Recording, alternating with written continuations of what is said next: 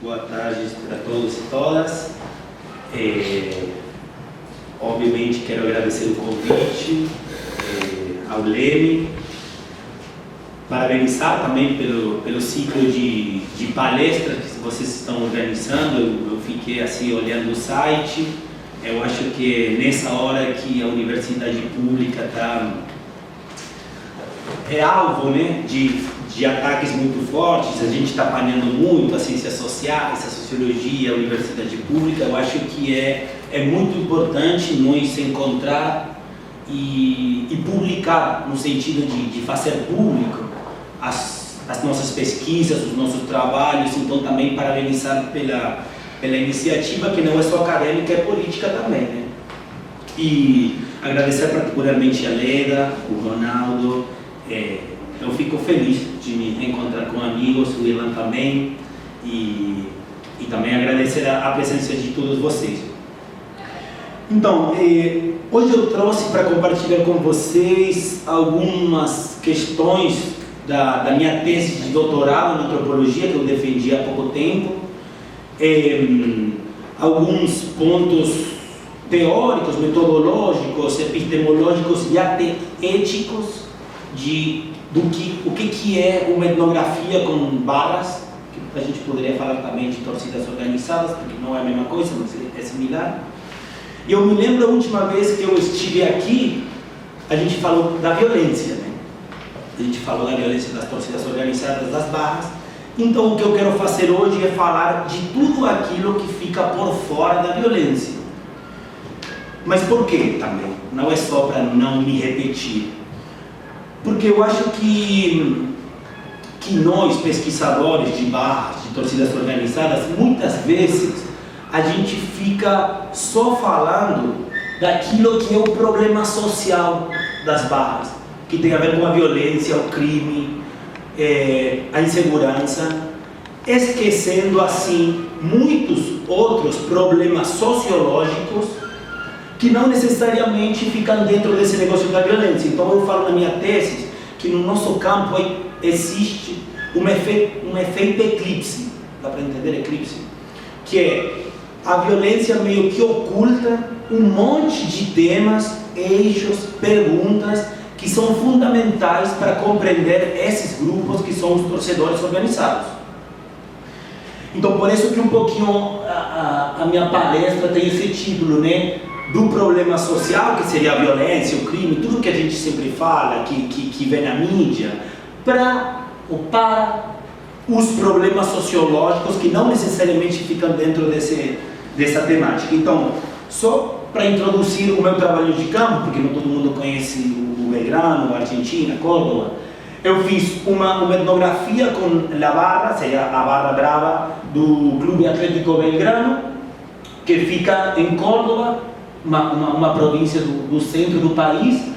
O meu trabalho de campo foi de quase 6 anos, com um intervalo. Eu implementei diferentes técnicas, entrevistas, sistematizações de estadísticas, análise da imprensa, histórias de vida, análise das músicas, fotografia, eu tiro foto também, mas fotografia como arquivo, observação participante e participação observada, que depois vou falar dessa diferença que para mim foi importante durante o trabalho de campo. Próxima, por favor. E antes de continuar, também vou deixar para vocês um vídeo um pouquinho para esquentar, para você sentir o que foi o meu trabalho de campo também.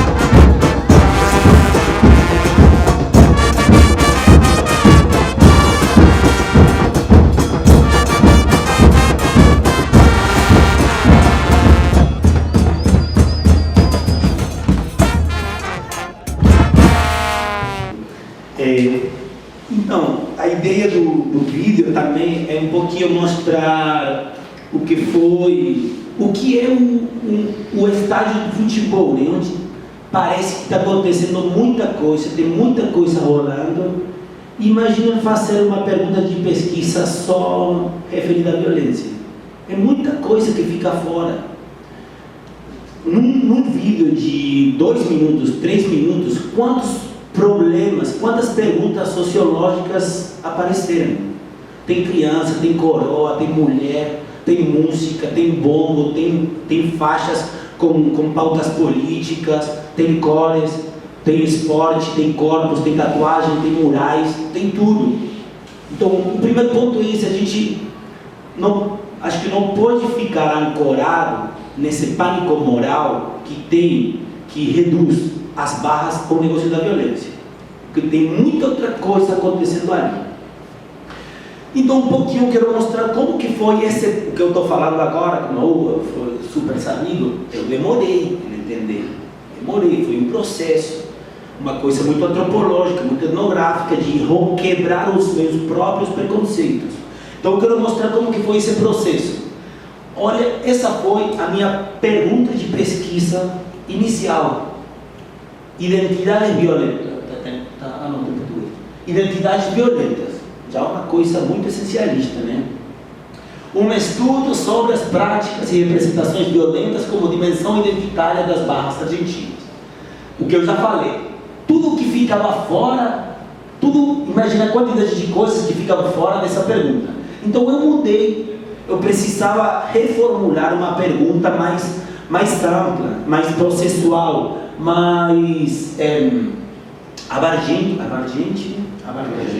É isso mesmo. Então, já não era identidade violenta, era uma pergunta pelo devir barra. Como que alguém vira barra? Por quê? Como? Um estudo sobre os processos de formação social da barra do Clube Atlético Belgrano a partir das experiências cotidianas dos seus membros. Aí tem um deslocamento teórico, que não vou entrar nessa, mas é tipo, se antigamente eu me perguntava pela identidade, agora eu estou me perguntando pela experiência. São duas posições teóricas diferentes. Próximo, por favor. Então, aqui só para resumir assim, a ideia central da minha tese, né, que eu vou simplificar muito. A pergunta pelo devir barra me levou a registrar, etnografiar o que fazem os piratas, que é o nome da barra, como fazem e por quê. Esse princípio teórico que entende que descrever também é explicar. É uma coisa que na etnografia é muito forte. A gente pode explicar os porquês das ações humanas só descrevendo, falando o que está fazendo essa pessoa ali. E isso me levou a perguntar pela lição: por que alguém está dentro, inserido numa barra? E aí, a minha resposta, os meus conceitos foram experiências, que são cada capítulo da minha tese. A primeira é brigar, porque eu falo da violência, só que hoje não vou falar disso, mas depois, se quiser, a gente fala. Viajar é uma experiência fundamental do devir barra. Alentar, que aí a gente poderia falar aqui torcer ou animar, mas eu gosto de alentar. E trabalhar também, que essa é uma coisa que eu acho que foi bem interessante trabalhar na minha tese. Essas 4, poderiam ser muitas, mas essas 4 são experiências constitutivas do devir barra, do processo de formação social dos piratas. E é uma sedimentação histórica, porque eu vou mostrar como essas experiências não são novas, existem há 50 anos, só que vão mudando porque tem adaptações contextuais. Então a minha tese é também mostrar que as barras fazem a mesma coisa há 50 anos, mas de um jeito diferente. Sempre brigaram, mas vai mudando contra quem, usando o quê, onde. Eles viajaram sempre, mas não é a mesma coisa viajar com torcida única do que com 2 torcidas. Eles alentaram sempre, mas não é mesmo alentar na era da televisão, na era da internet, que na era da rádio. São formas de alentar diferentes. Então, vou falar um pouquinho dessas 3. Viajar. Tem 3 formas de que os piratas e as barras argentinas viajam. A primeira é aquela tradicional, né? Na era das 2 torcidas, o Belgrano Racing em Buenos Aires, os caras arrumam um coletivo, vários, e vão todos juntos de caravana. Não tem muito mistério, vou falar um pouquinho disso. A segunda modalidade se apareceu com a proibição da torcida visitante a partir de 2007, que é viajar de infiltrados, que acho que existe em português a palavra, né? Infiltrados, que é quando tem uma histórica rivalidade ou enemistade entre os times que vão jogar, então os torcedores do Belgrano não dá para eles irem com roupa de Belgrano ou falando o nosso sotaque, eles vão infiltrando, vão com roupa neutrais, nem falam, já vamos ver por quê.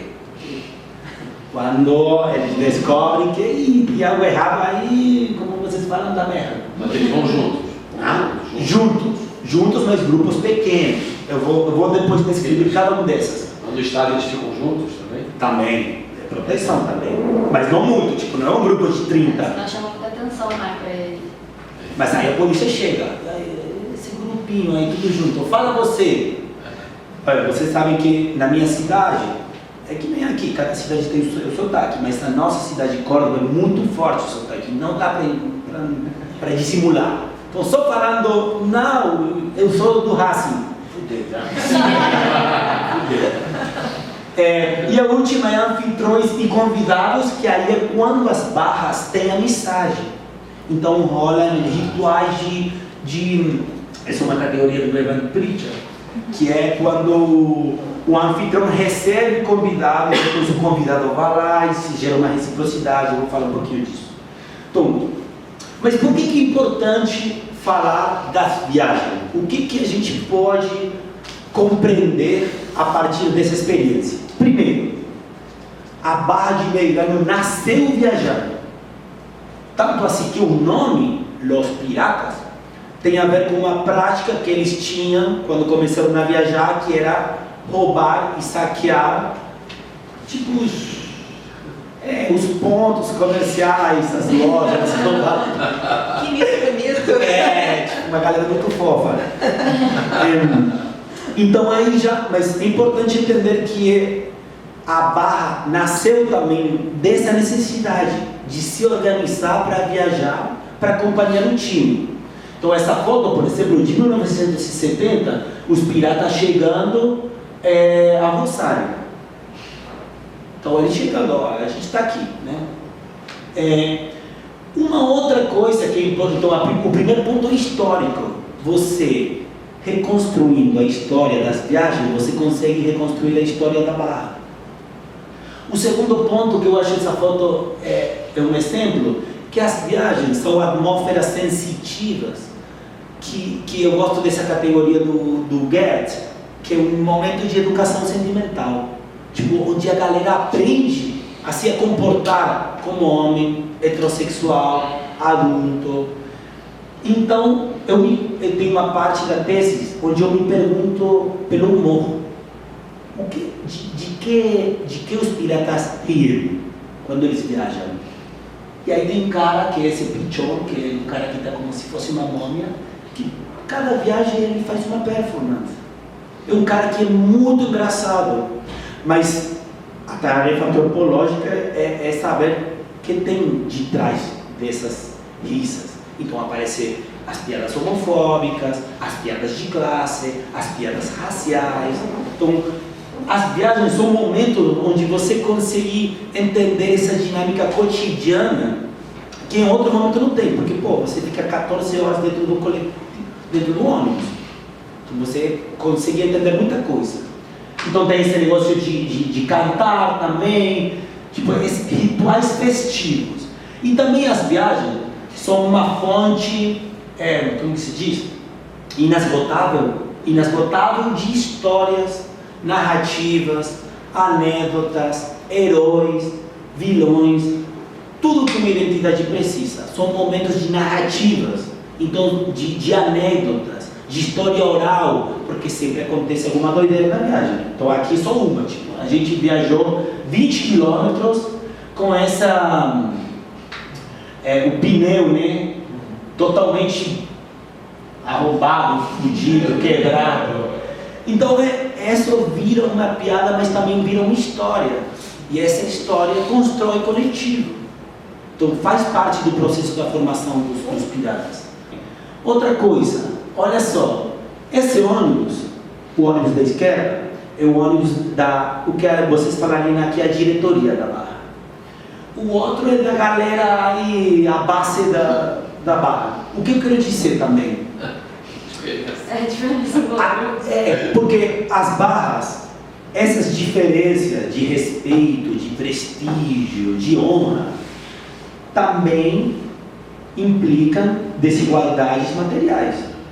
Tipo, as barras também são um espaço onde a galera aprende a legitimar desigualdades materiais. Tipo, tem uma apropriação desigual do excedente que a barra gera. Também para cortar um pouquinho essa também idealização das barras. Então, cara, você é chefe, você é foda, você viaja ali. Você é novo, você é pobre, você viaja ali. Então tem esse negócio também. Não todo mundo viaja para ver a brilha, mas não todo mundo viaja do mesmo jeito. E aí, esse, por exemplo, dá para entender o organograma da barra. Porque isso que é bem importante, também eu quero falar disso. É muito interessante, para mim, foi muito interessante, entender que a Barra é um coletivo que fica em permanente deslocamento, mas sempre você consegue ver o organograma. Você sempre consegue ver quem é o chefe, quem é novo, quem pode falar, quem tem que calar, quem é o cara que tem aguante. Então essas cenas estão me mostrando uma organização social se deslocando, mas sem perder a hierarquia. Próxima, por favor. Os infiltrados. Como eu falei, eles vão grupos pequenos, mas eles não aguentam não se mostrar. É uma coisa, por quê? Porque viajar de infiltrador da reputação, da honra. Então eles tiram essa foto, quando eles veem jornalistas de Córdoba, que eles conhecem, eles tiram uma foto fazendo um símbolo do pirata. Então, aí o cara na torcida de São Lourenço, na torcida do Racing, no estádio de União, mas falando, tô aqui. Mas ninguém repara. Ninguém repara, tipo, é meio... E se alguém repara, é uma galera que, tipo, você tem que tomar cuidado, muito cuidado, porque se você é descoberto como infiltrado, tá ligado? O bagulho é doido. Mas ele provavelmente não está sozinho. Essa história é uma história, eu já falei, eu acho que aqui outra vez, o Emanuel Mago, foi um jogo com torcida única, que alguém falou, tinha uma briga de fora do estádio, eles começaram a ter dois torcedores onde não estava a barra, não foi na arquibancada onde fica a barra, um bate-boca entre duas pessoas e um cara decidiu gritar. Esse cara que está ali, era um jogo bem grande, tá, gente? O clássico de Córdoba, torcida única, não tinha torcedores de Itajaí. Mas esse fantasma do infiltrado está sempre, uma imagem que está ali. Então o cara falou, imagina, a gente tá um bate-boca, aí você é filho. Um dos caras gritou, esse cara é torcedor do Itajaí. Só que não era, mas tanto faz. A galera nem perguntou. Começou a bater e jogou ele da boca da arquibancada para embaixo, morreu. Então, eu não quero entrar nessa, mas isso mostra também o fracasso da política da proibição visitante, né? Uma coisa que a gente fala muito na bancada. Mas o que eu quero falar é que... Mas essa foto foi feita por um repórter. Não, essa foto não é minha, é de um repórter. E essas pessoas foram presas. Está todo mundo preso, com diferentes condeiras, né? Porque aí quem puxou, quem bateu. Mas então o negócio do infiltrado tem que fazer o piratinha e ficar quietinho, porque pode dar merda. Então essa última de anfitriões convidados, estou para falar que é importante. Aí tem, por exemplo, a arquibancada de Chacarita, um cara com a camisa do Belgrano, mas aí está tudo bem, porque as torcidas têm a mensagem, Ali também os piratas no estádio de San Martín de Tucumán, que também tem amizade, e sempre churrasco como ritual de... Chacarinho pelo menos. Muito. Mas é interessante por quê? Porque essa prática, para mim, assim como eu falei que viajando eu entendi o organograma dos piratas, essa prática para mim foi muito importante para entender o complexo mapa de amizade e rivalidade entre as barras argentinas. Não todo mundo é amigo de todo mundo. E aí você tem que entender que nem aqui, né? O Palmeiras e o Vasco, então rola esse negócio. Próximo. Então, as viagens são importantes como processo de subjetivação, o que eu já falei, uma educação sentimental, onde você aprende a se comportar como homem, heterossexual, adulto, popular, negro. Essa categoria racial na Argentina é complexa, tem um sentido muito diferente daqui, mas a gente pode falar depois disso. Cordobês e argentino, porque também você, viajando, atravessando fronteiras, você confirma as suas. Tipo, quando o vegano viaja a Córdoba. São atmosferas sensitivas, onde tem uma economia política, o que já falei, tem exploração, tem desigualdade, tem setores dominantes que tiram ganho, tem setores empobrecidos que só perdem grana. É uma crítica àquelas pesquisas que só entendem as barras desde a perspectiva da identidade, uma coisa que eu discuto com os meus orientadores também.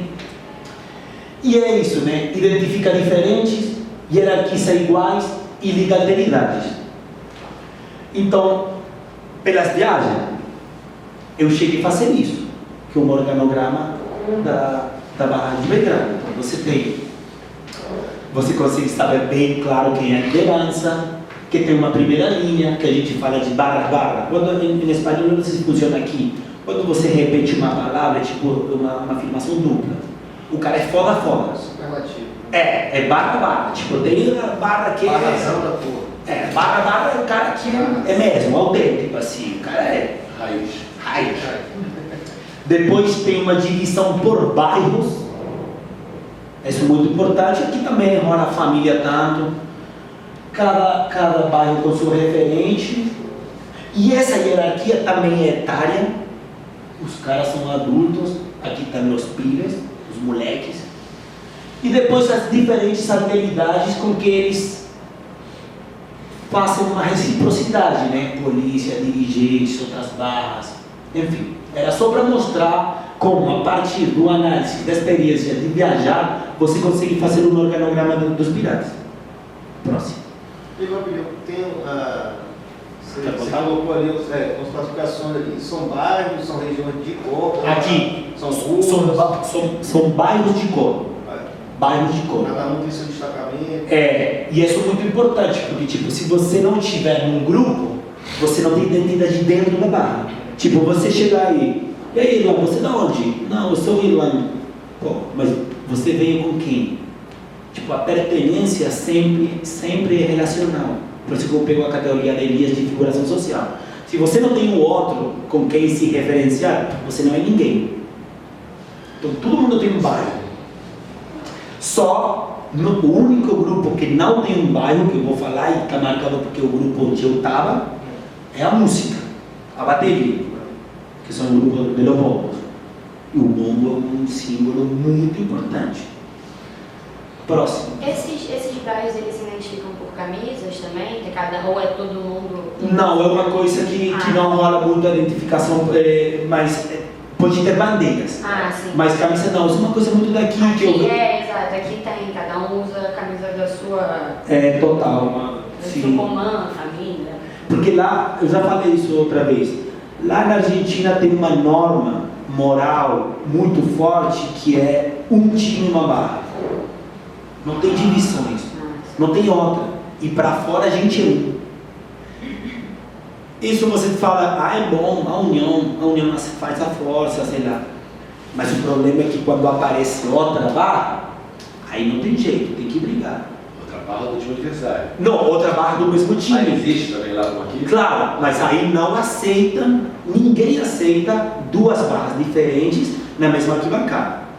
Mas existe. Existe, mas uma fica fora porque perdeu e a outra fica dentro porque ganhou. E essa competência não é com palavras. Né? Por exemplo, aqui. Por exemplo, o Boca Juniors tem mais de uma barra? Não. É uma só. Você lembra quando como uma época que tinha duas doses, a de Mauro Martins e a de Eliseu? Cara, onde Boca jogava, toda a torcida cantava para eles. Hay que saltar, porque la 12 não existe mais. Se você tem duas barras, você não tem nenhuma. Não existe. Vai ser esculachado, porque é uma vergonha. Então uma sempre acaba... Sempre. Por isso que a Argentina tem tanta morte. Porque está rolando muito a briga entre facções da mesma torcida. Quando eu fui para o São Januário e vi Força Jovem não, Ira Jovem, Rasta Jovem, Guerreiro, nossa, isso aqui é uma carniceria, eu falei. Como que é? Não, aqui de boa, todo mundo legal. A briga também. Briga também. Mas lá é isso, por isso também que não deixa esse negócio de que apareça uma outra identidade dentro da barra. Tem que ter unificado. Então, eu vou falar rapidinho das outras duas experiências, que é alentar e trabalhar. Como que eu ligo essas duas experiências? Toda torcida faz uma performance, né? Aí eu pego o Goffman. Desculpa, eu sou sociólogo, então eu tenho esse vício de pegar muito sociólogo. O que é uma dramatização do eu para uma plateia, uma audiência? Aí o Goffman fala que toda performance tem aquilo que o ator desenvolve no palco, né? Que o alentar, o que a torcida faz na arquibancada, mas você depois tem um trabalho nos bastidores, isso que os piratas chamam de trabalhar. Vou falar disso depois, agora eu vou falar do alentar. Quando eu pensei no alentar, eu me propus fazer uma história estética dos piratas. Por quê? Aí o Eagleton fala, só a dimensão estética permite compreender a sensibilidade. E é uma coisa muito importante, porque a gente está falando de um grupo que o tempo todo fala uma linguagem da sensibilidade, da paixão, da emoção, do amor. Então aí eu analisei cantos, instrumentos, como foram mudando os ritmos, as faixas, a roupa, as tatuagens e as murais, para perceber que a história estética de uma barra sempre é uma reciprocidade entre a cultura popular e a cultura massiva. A imprensa, a mídia, não só descreve os torcedores, também prescreve. Você vai vendo como, quando aparece a rádio, o jeito de torcer é um, quando aparece a televisão, o jeito de torcer é outro. Tipo, esse desejo de virar espetáculo é uma coisa muito forte, que vai mudando muito nas formas de torcer. Vou dar um exemplo. Essa primeira foto que eu tenho, a foto mais antiga dos Piratas, é de 1969. Aqui está atrás do gol, que é a tribuna popular que a gente fala. E a primeira resposta que dão os historiadores é que as barras se ubicam ali porque o ingresso é mais barato. É verdade. Mas os piratas só se mudaram atrás do gol quando apareceu a televisão. Porque eles queriam, e foi uma coisa que eu ouvi do depoimento dos barras mais antigos, que eram os caras que queriam aparecer na televisão enquanto o seu time fazia gol. Então aí eu estou falando, a mídia, a imprensa não só descreve a forma de torcer, também prescreve. Aqui vou entrar uma coisa que não vou ter muito tempo para desenvolver isso, mas que dá para fazer uma tese só de um objeto, que é o bombo. Eu fiquei uma coisa, para mim foi uma doideira. O bombo ficou sempre na história estética dos piratas. Mas o que é o bombo? O bombo é o maior símbolo peronista. O bombo é o símbolo da música popular peronista. Todo protesto tem peronista, sindical, dos trabalhadores tem um bombo. E vocês sabem que o peronismo foi proscrito entre 1955 e 1973. Esta era da resistência peronista. A violência política é coisa séria. Mas é interessante, cara, dá para fazer, entender muita coisa da política argentina e do peronismo se você reparar só no curso do Corpo de Vida. Tipo uma coisa, uma doideira. E a mesma coisa dá para fazer do bombo. Se você faz uma história do bombo, você entende muita coisa da Argentina. Essa foto, essa, é de 1970. São os piratas num ato peronista. O ato que o peronismo estava proibido. Então, levar o bombo era uma provocação, vamos dizer. E essa foto é de agora, do sindicato de coletores do lixo, que seria aqui os garis. E também estão os piratas, porque o sindicato onde os piratas estão bem inseridos. E sempre estão bombo. O que eu quero dizer? O bombo não é apenas um instrumento que anima a arquibancada. É uma tradição popular que fala da persistência de uma cultura política muito inserida nos setores populares argentinos, que é o peronismo. Talvez tenham moleques que não sabem quem é Perón, mas eles tocam o bombo. E tocar o bombo na Argentina é fazer uma prática peronista. Então, eu quero mostrar como eu falei, vamos deixar de falar de violência. Vamos pegar a estética. Vamos pegar apenas um instrumento da estética. Eu já estou falando do peronismo. Dá muita coisa para pensar por fora dos eixos mais comuns que a gente sempre fala, das barras, etc. Outra, por favor. Então, o bombo também está ali, tem essa prática de colar a identidade, essa foto de 69, essa foto de agora. O bombo, para mim, também foi um jeito de passar daquela observação participante a uma participação observada, porque eu comecei a tocar o bombo na barra. Então, o bombo também serviu como estratégia metodológica, e o bombo também está ali, como eu falo, de uma estética, tipo gigantografia. Quanto maior, melhor. E os piratas têm os maiores bombos do mundo, né? São 2,15 metros. Imagina aquela data o quê? É o ano que nasceram os piratas, 1968. Então, o bombo é também masculinidade, é muita coisa, né? Próximo. Bom, eu não vou falar das músicas, porque eu não vou ficar sem tempo, mas ali tem a marcha peronista, feita uma música do Belgrano, e essa música era cantada na década dos 60 e 70, né? Quando o peronismo estava proscrito. Mas originalmente a música era para o Perón? É a marcha peronista, que eles mudaram a letra e estão cantando para o Belgrano, mas ainda funciona, ainda eles cantam. Aqui, por exemplo, tem azul e branco, os colores de talleres se parecem ao comando. O comando eram os carros que faziam inteligência e sequestravam pessoas na ditadura. Mas a música é a música que fizeram na Argentina quando chegou o Papa, em 1987. Quero mostrar como, pegando as músicas da torcida, você reconstrói a história social do país. Marcha peronista, ditadura, visita do Papa. Ou como você, a migração. Nos 80, nos 90, começa a migração de bolivianos para a Argentina.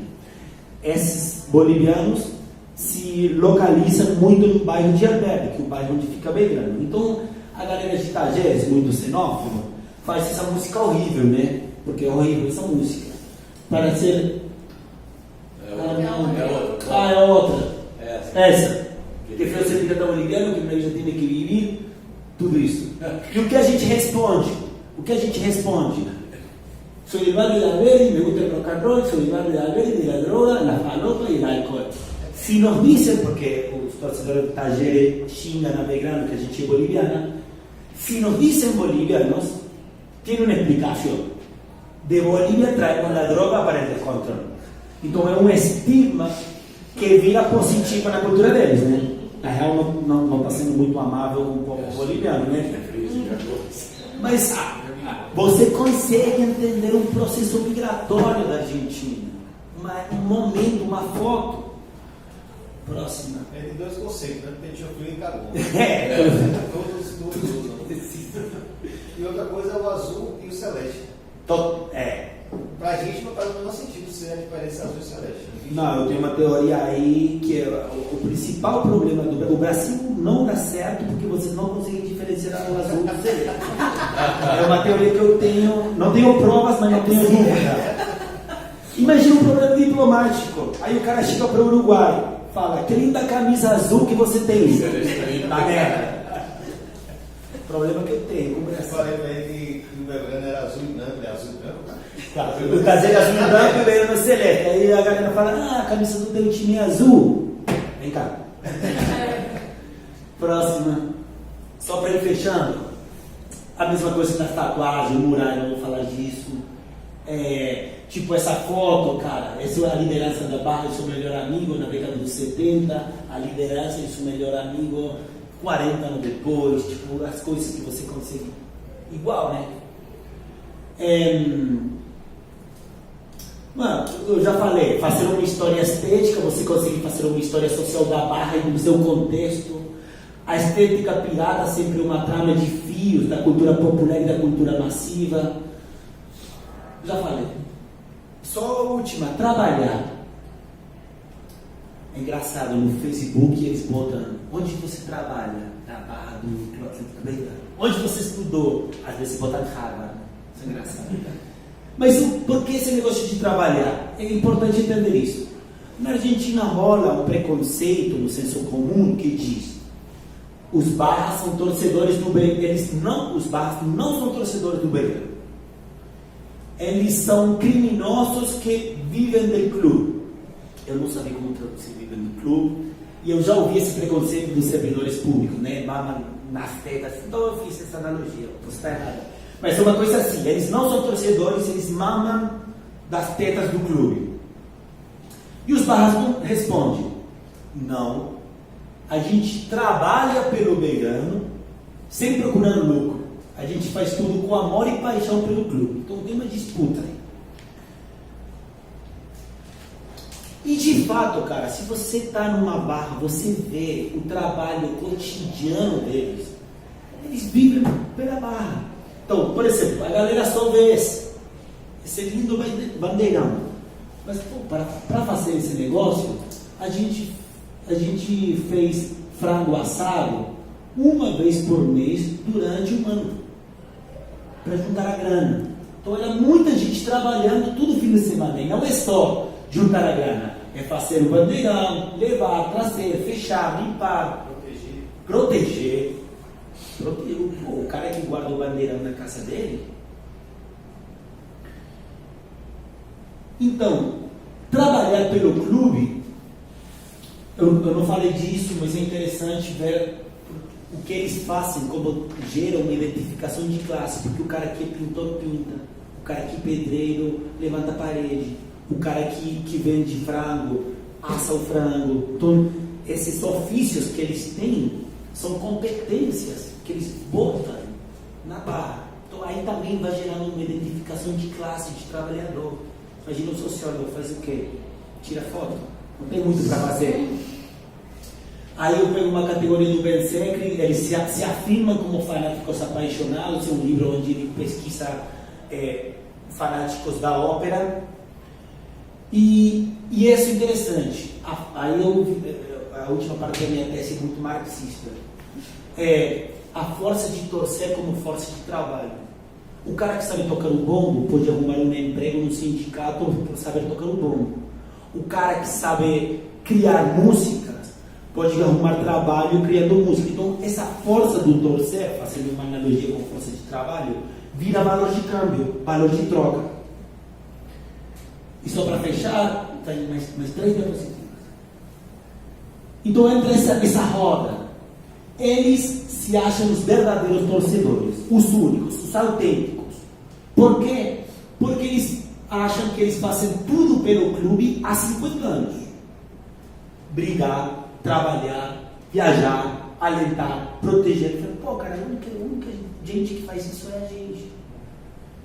Então eles se acham que merecem ingressos, camisas, ônibus, dinheiro. E eles arrumam isso. E isso também converte eles em verdadeiros torcedores. Então uma roda que funciona assim. Eu falo que é uma teoria nativa do valor. Por quê? Porque tem essa triangulação entre fazer, merecer e ter. Se eu faço, eu mereço ter. Então aí eu viajo um pouquinho e falo da sociedade meritocrática também. Essa é a semente de uma teoria meritocrática também. Mas ao mesmo tempo é um conflito de classe. Porque como as barras, que são os setores populares, conseguem arrumar tudo isso, eles falam, a gente aqui pisa forte, que fora do estágio difícil. Esses benefícios, esses direitos, esses privilégios que as classes populares arrumam pela pertenência à barra, geram pânico moral de classe. Então, quando eu falo que existe um pânico moral contra as barras argentinas, eu falo que não é só pela violência, é também esse etnocentrismo de classe forte na Argentina, que não aceita que o negro, que é o nosso pobre, pise forte. Não aceita. Então aparece, esses bandidos se acham os donos do clube, que podem fazer o que eles quiserem. Sim, porque eles se sentem os donos do clube, de fato. Então, para fechar, próximo. As barras são muitas coisas. Tem muito tema ali. A violência e o crime são um, que a gente tem que pesquisar, mas também tem tudo isso. E eu acho que a nossa pesquisa não é nada novo, né? Por isso que eu acho que é importante deslocar, descentrar o negócio da violência para fazer o que a gente faz, o que falaram que a gente tem que fazer, os nossos pioneiros, a nossa querida Simone, que já falou em 1977, que a gente só tem que fazer isso, entender que o futebol e sociedade, esporte e sociedade não é um reflexo, sino que entre eles tem uma reciprocidade mútua. E é isso que eu tentei fazer. Muito obrigado.